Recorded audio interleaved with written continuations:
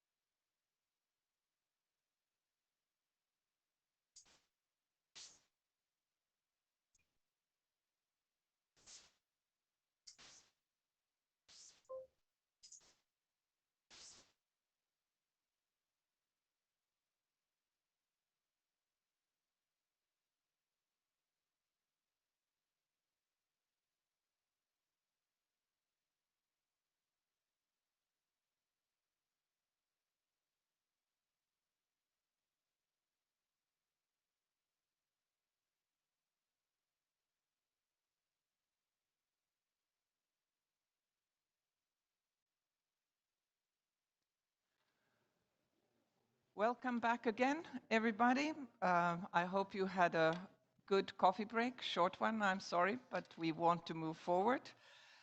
After listening to our distinguished speakers at the opening of this LDC Future Forum, we now get into our real work to do what the name of this meeting really suggests: how to imagine a better world for the billions of people living in least developed countries, and what will it take to get to that better future that was discussed in the opening session. We are here to explore an array of topics that are essential for the new decade of action.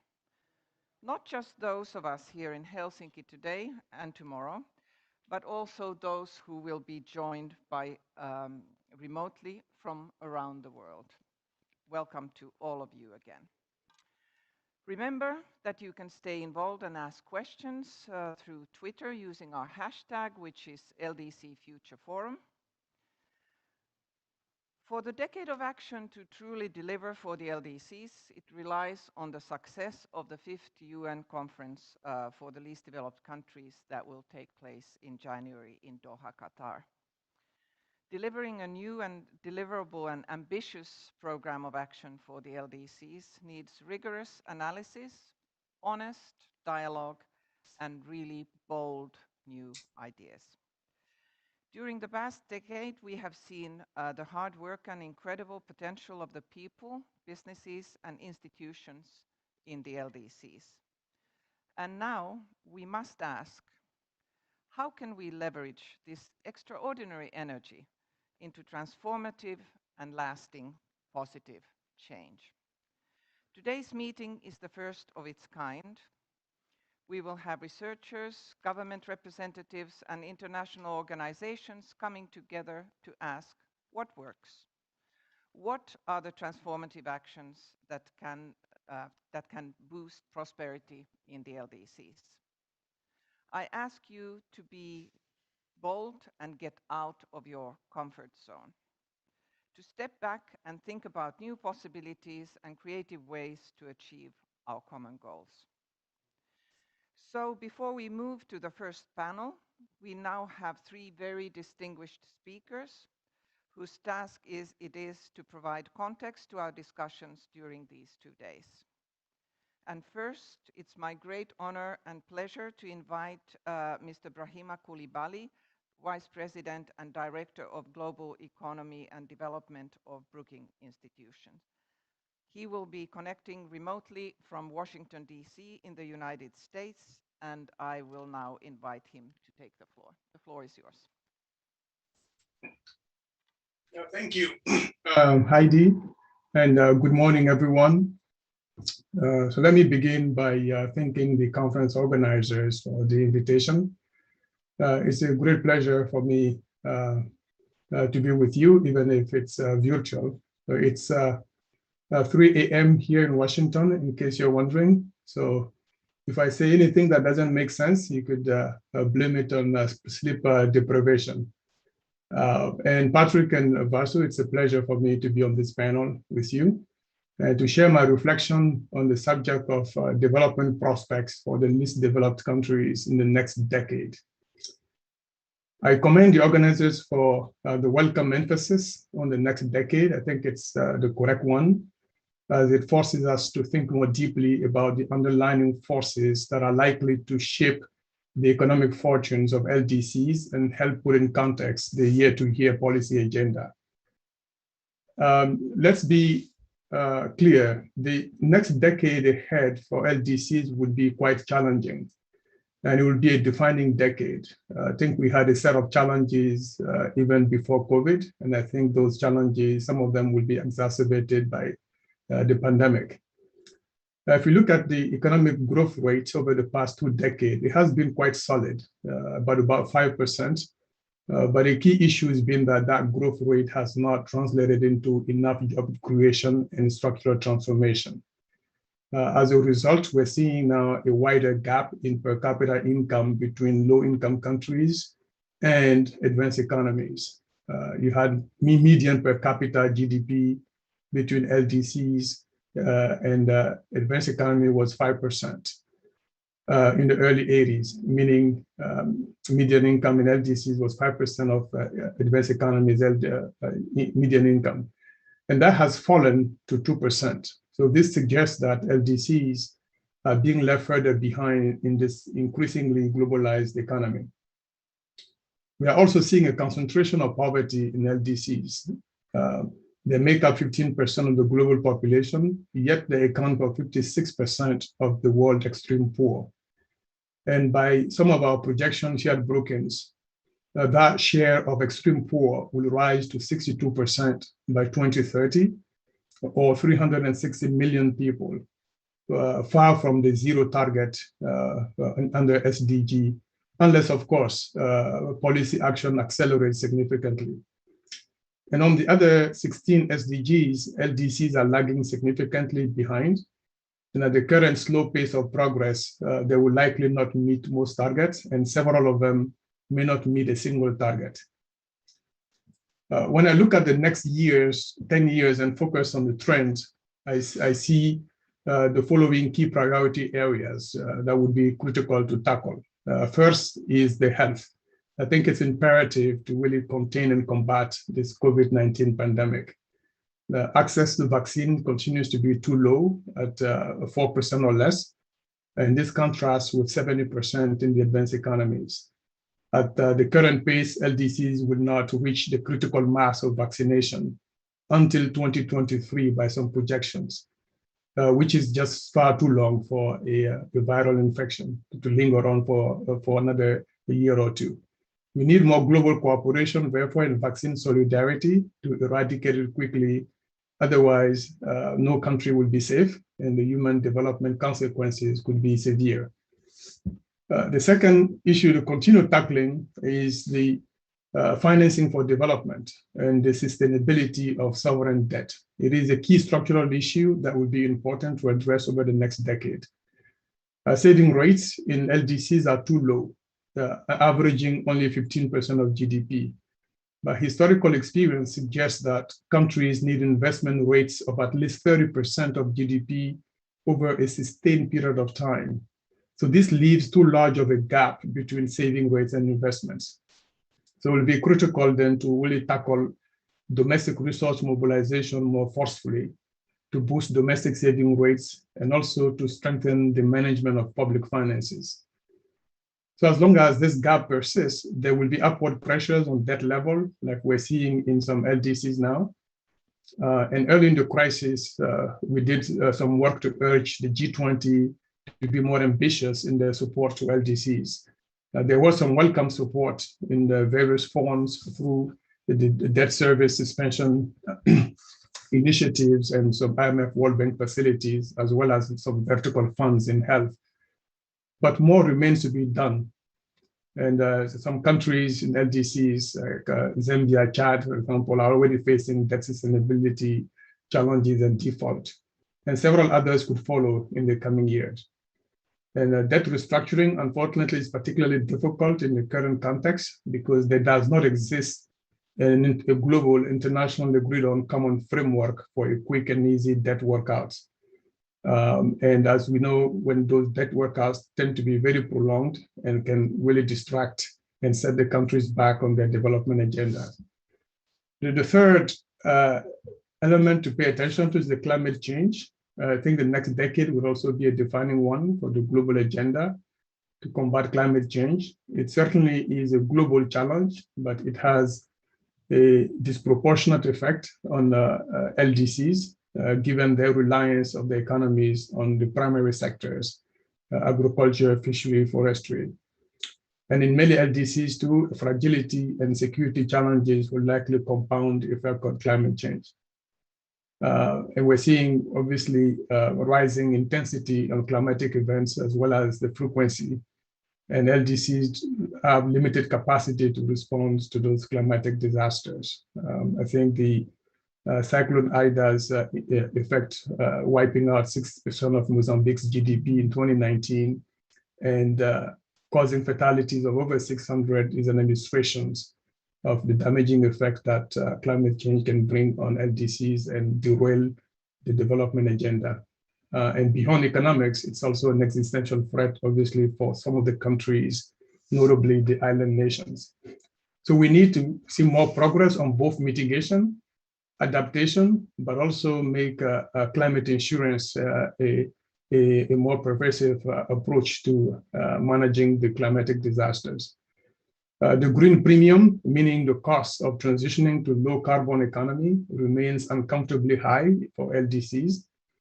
And developed countries' commitment to provide 100 billion in climate finance by 2020 is a make or break issue for climate action in LDCs and for the success of the upcoming COP26. The fourth is technology. That's another trend that will be very consequential over the next decade. It was important pre-COVID, but its importance has accelerated further. So with the digitization of everything, from economic activity to education and health, including this conference, where it's now a hybrid of both in-person and virtual, which would not have been perhaps the case pre-pandemic. I've always believed that the future will be digital, but I think COVID has accelerated that future. Yet, the technology playing field is not fully leveled for LDCs. Digital readiness will be a critical priority in the 21st century. In this regard, I see three key areas. The first is investment in adequate digital infrastructure. The second is digital skills. And the third is investment in technology and research and development. Not necessarily to reinvent the wheel, but to also adapt the existing technologies to the local solutions. Many of the development challenges we talk about today are well known. We could have brought the clock back maybe 10 years, we would have been talking perhaps about many of those same issues. But what has been really missing has been solutions that work. And very importantly, the ability to scale up those solutions. And this is precisely what technology can offer. Finally, but certainly not least, the developing countries will have to grapple with premature deindustrialization and the challenge of large-scale job creation against the backdrop of rapid population growth. So if we look at the development journey, most countries usually start out as agricultural economies, like most LDCs, and then develop the industrial sector, and then finally modern services. But during the development phase of many of today's high-income countries, industry could absorb up to 35% of labor. This created opportunities for labor moving out of agriculture to be employable in the industrial sector. Because productivity in industry is higher than in agriculture, the labor movement boosted aggregate productivity and accelerated structural transformation. But this model development has become very difficult now to replicate, due mainly to globalization, but also to technological progress that has made capital production more capital intensive. And nowadays, what we see is that industry absorbs at most 15% of labor or less. And in LDCs, the share of labor in industry seemed to stagnated at around 10%.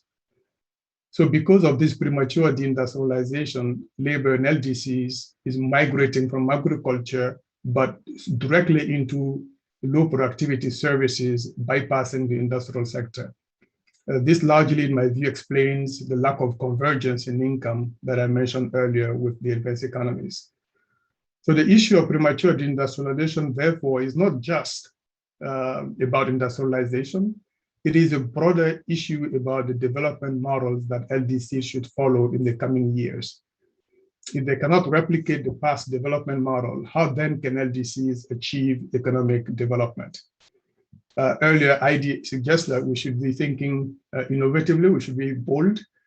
And at Brookings, we initiated a research project a few years ago in partnership with UNU Wider to try to answer precisely this question. And we found that economic development is still possible, even if LDCs cannot develop the traditional industrial sector like other countries before them.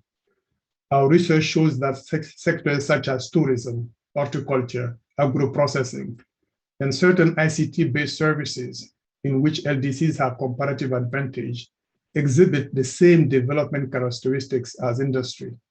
So we label these sectors industries without smokestacks. If these industries are properly supported, they can be just as effective as industrial development to address the challenge of large-scale job creation and structural transformation. The results are available on the Brookings website for any participant interested in knowing a bit more about it. But to be clear, we're not suggesting, we don't read these results to suggest that we should abandon industrial development, but it just suggests that there's also additional paths that can be followed when it becomes difficult to develop the industrial sector. I know I talked in my remarks largely about challenges, which might leave a sobering impression of pessimism about the future of LDCs. So to conclude, let me clarify that as daunting as those challenges are, they are not unsurmountable. I am really optimistic that LDCs can overcome these challenges because there is no issue they are facing today that the current high-income countries have not faced during their development journey. And I don't see why it would be different for LDCs. The circumstances are different. The environment is certainly more challenging, but there are also new opportunities that are emerging. And it is very important to be innovative, to think differently. And it is what we try to do with our research on industries without smokestack. So with that, I'll stop here and turn it over to you, Heidi. Thank you.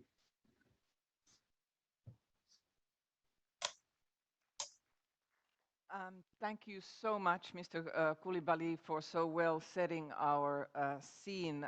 We have taken note of many of the priorities that you have mentioned: access to vaccines, financing for development, combating climate change, access to technology, industrialization and job creation, among others, extremely important. And thank you so much. We are very grateful for it really shows your dedication to the issues of the LDCs that you are joining us at 3 a.m. from Washington, D.C. So we are very grateful for you being with us. Next, it's my great honor and pleasure to invite Professor Patrick Guillaume to deliver his remarks. Professor Guillaume is the president of the Foundation for Studies and Research on International Development, FERDI, and he will, if I understand correctly, he will be speaking in French. So those of you who need interpretation, I'm asking you to take your devices. You should have an interpretation device with you and set it for the French-English interpretation. The floor is yours, Professor Guillaume. Merci beaucoup, cher dear Heidi, and Monsieur le secrétaire général est allé chercher son document d'interprétation.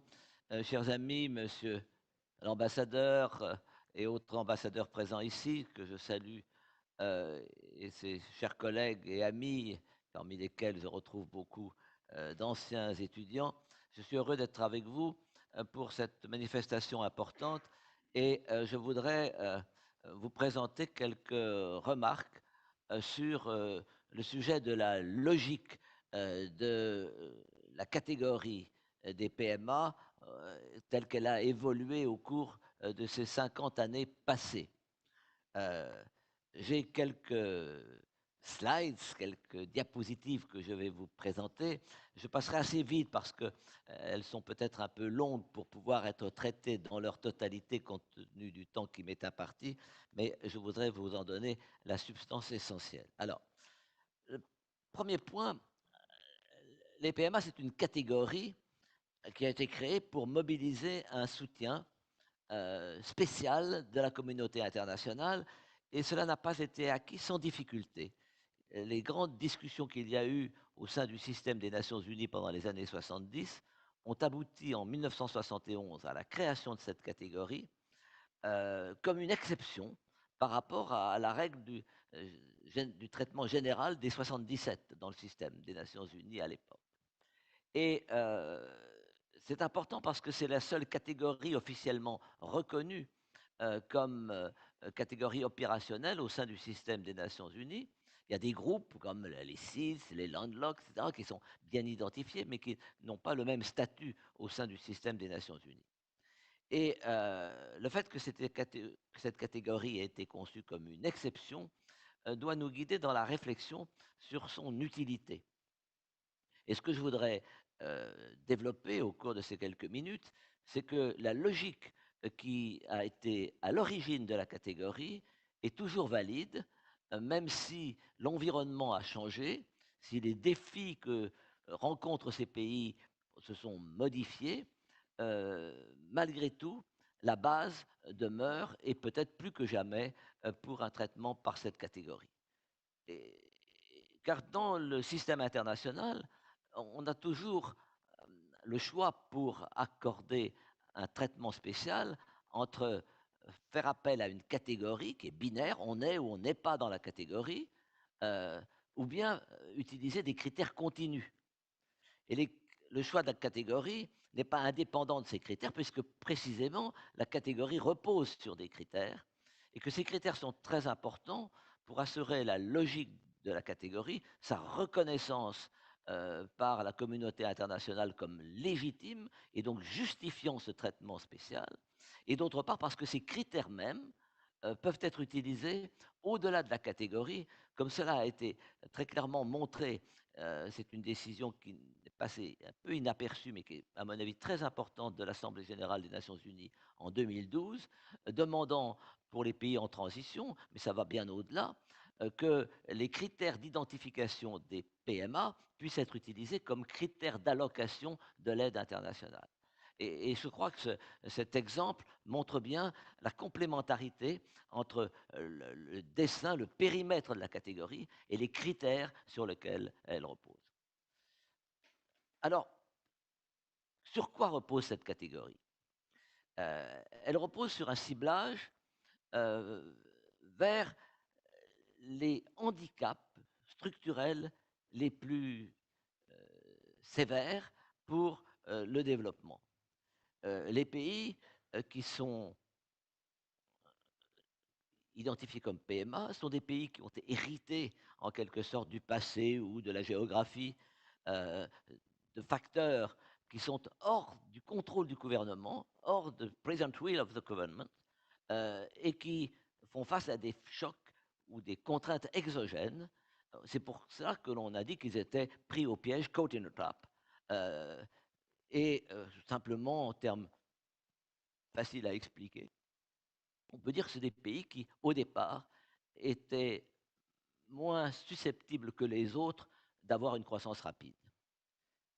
Pourquoi? Parce qu'ils faisaient face à des handicaps structurels. Alors, j'insiste sur le mot handicap structurel, qui revient tout le temps dans le débat, mais qui est le concept clé de la catégorie, et qui fait appel à un principe de justice internationale, qui d'ailleurs s'est développé au cours des 50 dernières années, notamment avec les travaux de Seine et d'autres, à savoir que qu'est-ce que c'est que la justice? C'est d'égaliser les chances de croissance et donc de développement. Et pour égaliser les chances, il faut tenir compte, compenser les handicaps structurels. Cette catégorie a été identifiée à partir de 3 critères. Je ne vais pas revenir là-dessus parce que tout le monde les connaît, mais simplement attirer votre attention sur un point qui est qui n'est pas sans importance pour la signification de la catégorie, c'est que ces critères, vous savez, il y a un critère de revenu, c'est initialement de produit, ensuite de revenu par tête, et puis 2 critères de handicap, l'un qui a trait au capital humain, aux ressources humaines, et l'autre qui a trait à la faiblesse de la structure économique. Alors, ils ont changé de nom, de désignation, de définition au cours des 50 dernières années, mais on a 3 critères qui sont eux-mêmes définis pour servir à l'identification des pays en fonction de seuils. Alors cette question de seuil est très technique, mais elle a évolué dans sa signification et dans sa gestion au cours du temps, euh, parce qu'on peut avoir une vision très absolue de ces critères. Au début, on avait un niveau de revenu par tête, et donc le seuil de revenu par tête reste toujours le même, c'est le seuil des pays à faible revenu. Mais pour les indicateurs de changement, les indicateurs de faiblesse structurelle, on pouvait mettre le seuil, je dirais, dans l'absolu et ne pas le changer, ou bien l'ajuster en fonction de la situation des autres pays. Et donc, ça pose une question qui est importante, c'est de savoir si la catégorie est définie par des handicaps structurels dans l'absolu ou par rapport à l'évolution de pays qui sont similaires. Euh, et ceci est naturellement une question pour le périmètre de la catégorie, ce n'est pas une question importante pour l'usage des critères au-delà de la catégorie, comme l'usage auquel j'ai fait référence il y a un instant. Un élément important dans l'usage de ces critères, c'est le caractère complémentaire. Alors là aussi, ça paraît acquis, mais c'est vraiment une question un peu, je dirais même un peu délicate. Pourquoi considère-t-on ces 3 critères, revenu par tête, faiblesse du capital humain et faible structure économique, aujourd'hui, on va le voir, vulnérabilité, comme complémentaires? Il y avait au départ une théorie économique sous-jacente. C'est-à-dire on était au début des années 70 dans une perspective de complémentarité. On n'aimait pas beaucoup la substituabilité. Mais le corollaire de cela, c'est que cela signifie qu'on considère que c'est pas seulement l'un ou l'autre de ces obstacles structurels qui fait obstacle à la croissance, c'est la conjonction des deux. Et ceci a pu faire l'objet de tests. On a, dans les travaux qu'on a fait à la Ferdi, notamment essayé de tester la substituabilité limitée de ces critères sur la croissance.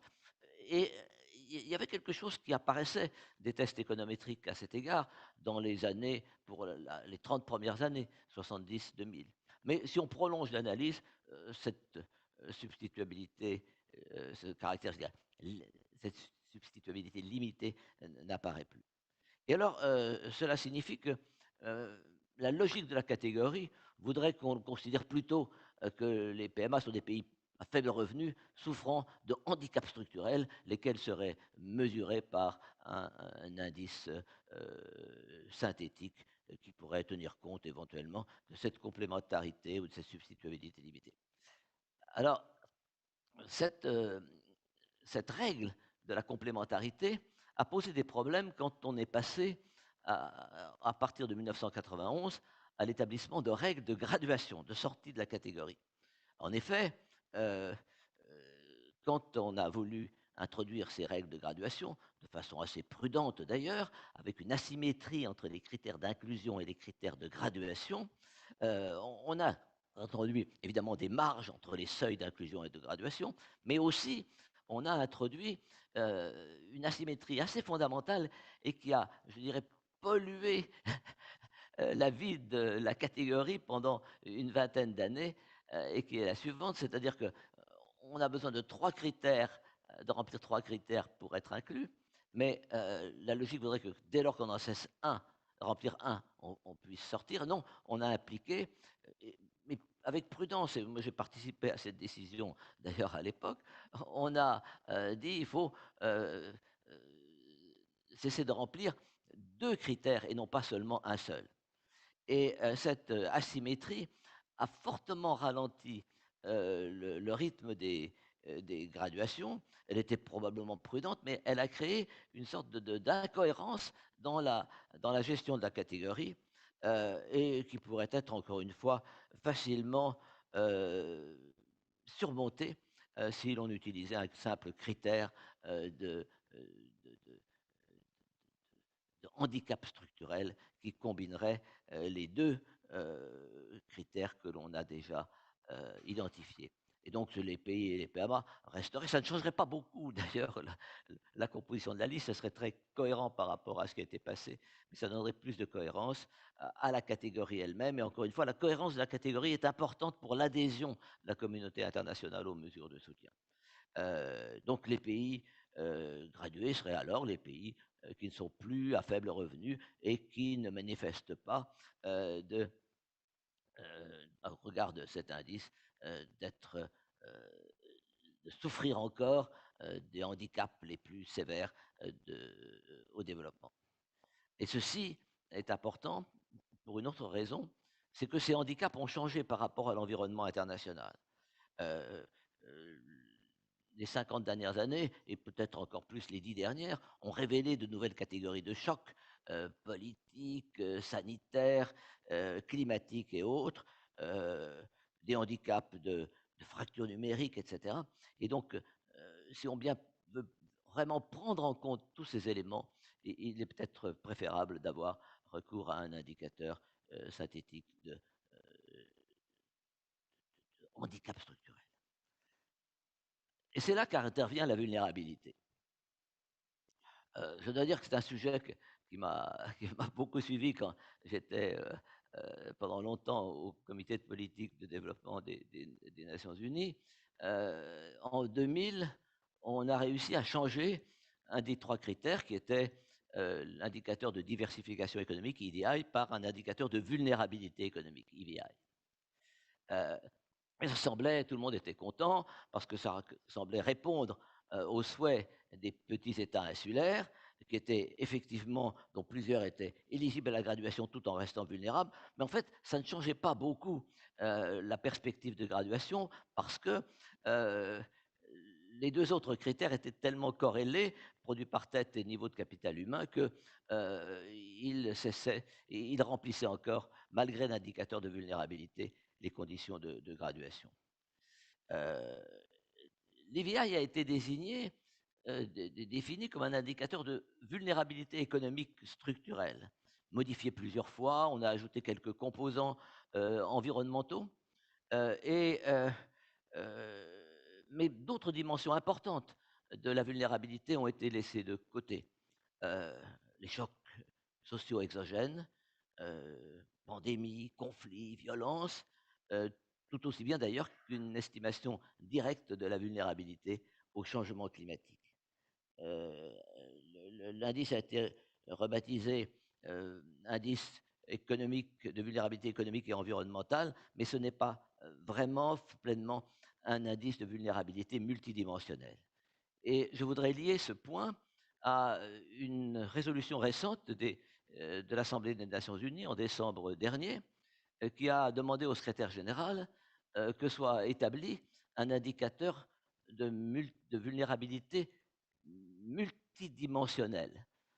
Cette demande était faite principalement à l'attention des pays insulaires, des sites, mais tel que se dessine ce projet de vulnérabilité multidimensionnelle, il est clair qu'il ne peut pas considérer seulement être pertinent seulement pour les sites, il faut qu'il soit pertinent pour l'ensemble des groupes, de façon à être comparable, qu'il soit universel, comme on dit au secrétariat du Commonwealth.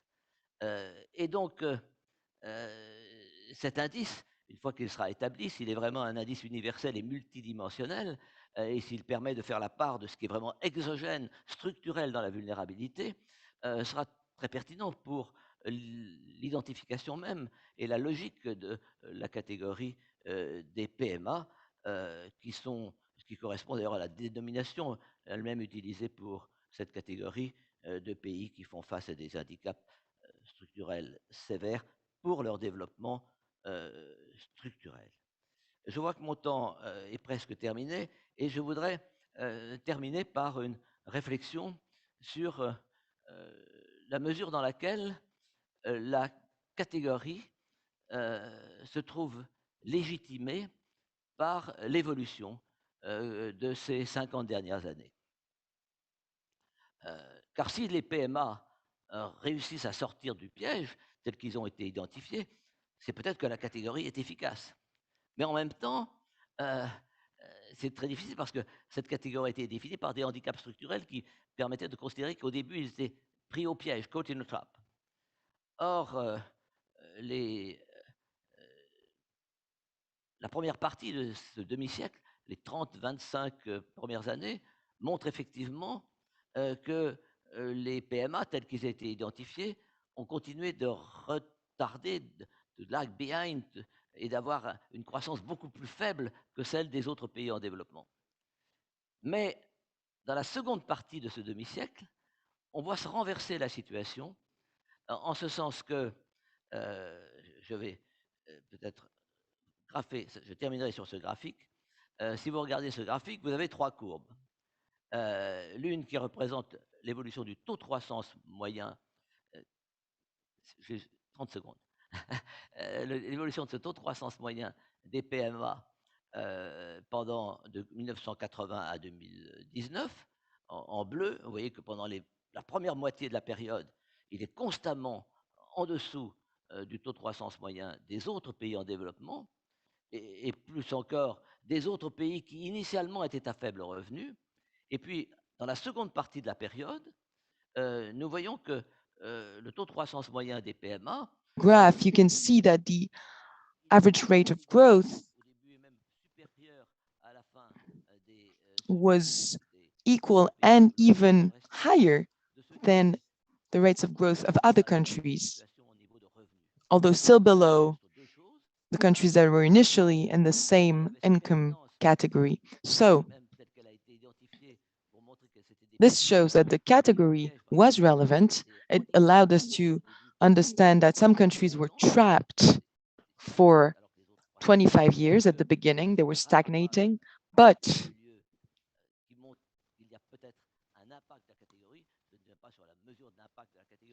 the change in the rate of growth might show that the category actually had some impact, but it is hard to tell if the handicap or the measures were efficient. But something did change, which encourages us to go further during the LDC5.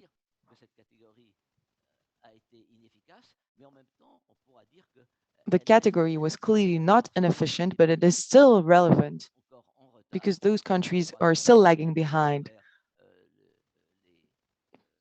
from the point of view of growth and from the point of view of the SDGs as well, compared to the countries that were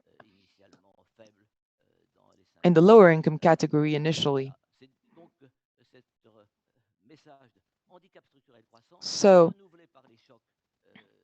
the structural handicap has been renewed by the shocks that we have mentioned: the climate crisis, terrorism, the digital gap, but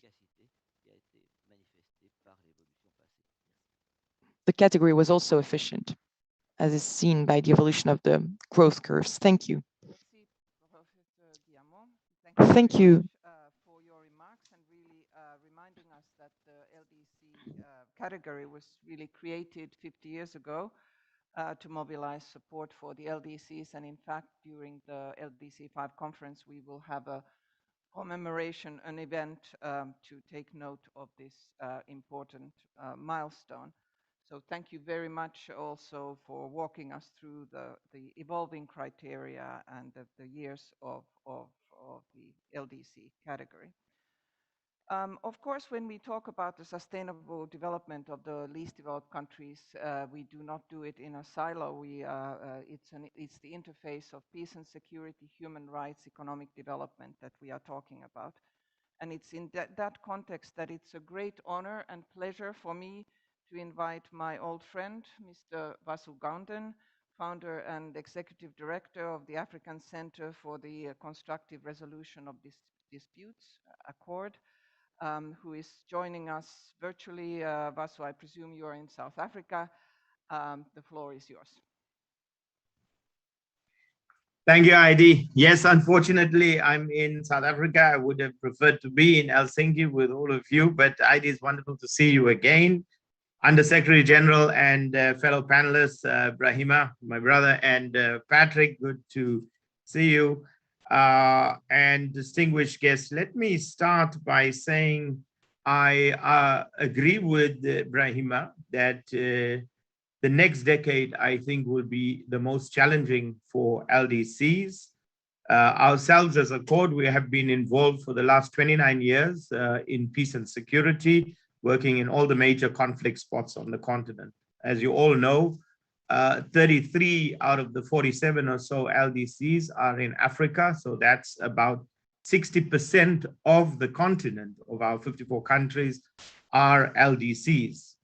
The top 10 LDCs are also in Africa, and all of them mired in conflict or have been through conflict. So Niger, Central African Republic, South Sudan, Chad, Burundi, Sierra Leone, Burkina Faso, Mali, Liberia, and Mozambique. And we have worked in most of these countries. And I think it of concern for all of us, which should be of concern for the rest of the world also, is that all of these countries, including the majority of the 33 LDCs in Africa, are caught in a poverty, unemployment, and inequality trap. And I'm not an Afro-pessimist, I'm an Afro-realist. And I think most, if we don't reverse those trends, are on a very dangerous path to a dystopian future.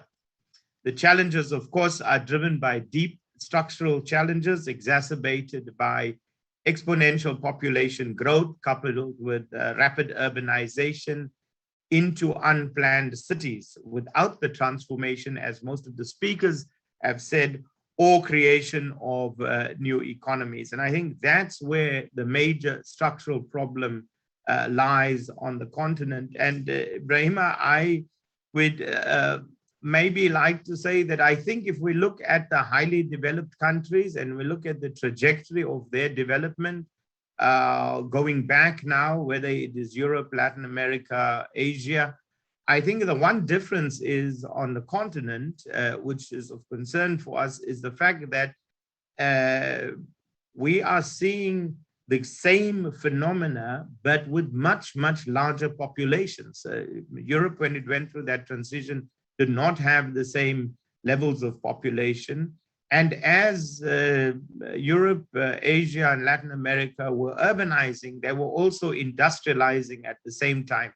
So low-skilled farm workers moving to the center were absorbed into low-skilled factory jobs, and the successor generation of that generation moved into the services sector. And now we see, into the fourth industrial revolution. But we are not seeing the same transition on the continent. Unfortunately, I would like to go back and look at the Brookings documents, because it's a very interesting perspective that you put, that maybe, yes, if it's not possible to industrialize fully, then we could look at agro-processing, tourism, technology, etc. And I'll address that a little bit later. But I think right now, the major problem is the fact that we are not able to transform our economies. Even on the agricultural side, we're really in subsistence agriculture, not in commercial agriculture. So this is the major problem. What is the result of all of this? If we look at most of those countries that are experiencing this phenomena, the result is no control over their entire sovereign territory. We see this in the Central African Republic. We see this in Mozambique now. And this is leading to the emergence of radicalized insurgencies and criminal syndicates who are filling the vacuum that governments are leaving, because they're not able to deal with their responsibility in dispensing with governance across their entire territory. And when it comes to urban areas, because of this exponential population growth coupled with rapid urbanization, where people are moving to a center without the possibility of jobs, of housing, of sanitation, of water, and they have pitched against each other in a struggle over these scarce resources. And so what we are seeing in a number of countries now is rising social and political conflict in urban and peri-urban areas, which are leading to, as we have seen now, coups, popular uprisings, or the entrenchment of authoritarian rule. And I think in his opening address, Minister Pekka Haavisto talked about the fact that there is a spike in politically motivated violence. And he said that the 13 LDCs are extremely fragile and face violence and conflict, and that is absolutely correct. In addition, globalization, as was alluded to, climate change, and COVID-19, coupled with systemic corruption and failing governance, have all exacerbated these challenges. So if we just take the COVID crisis over the last 18 months or so, the COVID crisis is a health crisis, but we know that that has precipitated in many countries an economic crisis. And I think lockdowns, which were necessary, have in fact created a dangerous situation because it's put a lid on conflict. And we have been saying to our own government here in South Africa that within the next 6 to 12 months, when the population is vaccinated to a level where we have herd immunity and we're able to then lift the lid on lockdowns, social and political protest will come back with a very, there will be more unemployed people, more poor people, and so the vulnerabilities and fragilities will have increased in all of our societies. So to conclude then, what can we do? I think two things. One, Minister Haavisto alluded to, conflict mitigation. And the second, which all the speakers have talked about, is socio-economic transformation. The problem, of course, and the challenge is, how do we do that? And I think, maybe firstly to say that Africa cannot compete in agriculture when it competes against subsidies. Africa cannot compete on manufacturing when it is a net exporter of raw materials and an importer of finished products. And Africa cannot compete on technology when there is an exodus of skills from Africa into other parts of the world where they need that. So I think what we need is a new social compact, and that social compact must create globally inclusive economies that not compete, but that collaborate on comparative geographic location, natural resources advantage, social and cultural attributes, and productive capacity and capability underpinned by a normative framework for sustainable development. I think anything else that we attempt in the future, unless we move in that direction of some kind of social compact globally that sees us collaborate rather than compete, will not address the problems of the least developed countries. Thank you very much, ID.